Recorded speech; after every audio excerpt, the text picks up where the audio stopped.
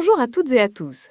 Dans ce podcast, nous allons parler droit de retrait, qui est un droit essentiel pour les agents du Centre d'action sociale de la ville de Paris, mais plus largement dans la fonction publique en général. Depuis peu, des nouvelles conditions d'application de ce droit ont été validées en Conseil d'État.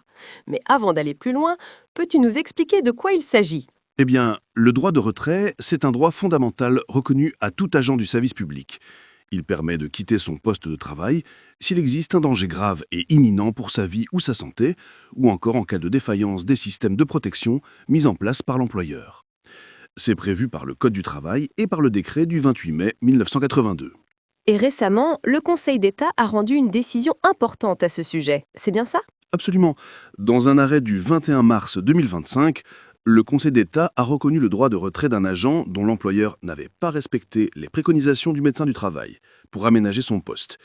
Le juge a considéré que l'absence d'aménagement exposait l'agent à un danger grave et imminent pour sa santé. C'est une avance importante. Mais attention, le Conseil d'État précise aussi que le simple fait de ne pas appliquer les recommandations du médecin du travail ne suffit pas à justifier un retrait. L'agent doit démontrer que cette carence l'expose à un danger réel et immédiat. Et concrètement, quelles sont les revendications de FO sur ce sujet ?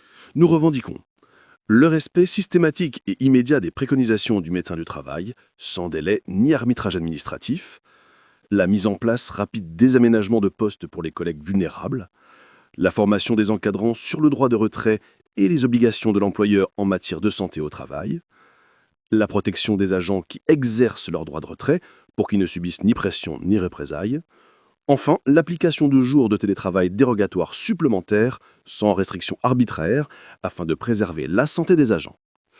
En résumé, vous demandez que la santé des agents soit placée au premier plan sans compromis. Exactement. La santé des agents n'est pas négociable. Trop souvent, les préconisations de la médecine préventive sont ignorées ou retardées.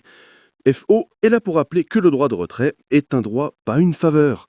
Et nous entendons défendre chaque agent lorsque ces droits ne sont pas respectés. Merci beaucoup pour ces précisions et pour votre engagement. Agent du CASVP, si vous souhaitez en savoir plus sur le droit de retrait et sur les revendications de force ouvrière, retrouvez toutes les informations sur le site FO CASVP. Le lien est indiqué dans le descriptif de ce podcast. Merci à toutes et à tous pour votre écoute et à bientôt.